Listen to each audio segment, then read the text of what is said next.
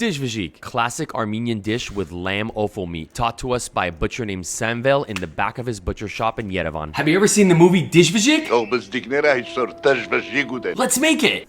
The lungs, heart, kidneys, spleen, and the liver. You gotta cut it all up, trim away anything that looks hard until it looks like that. How should we cut it up? In little pieces, like that. Lungs, kidneys, mine looks like that right now. And the liver, and we got some fat to cook down.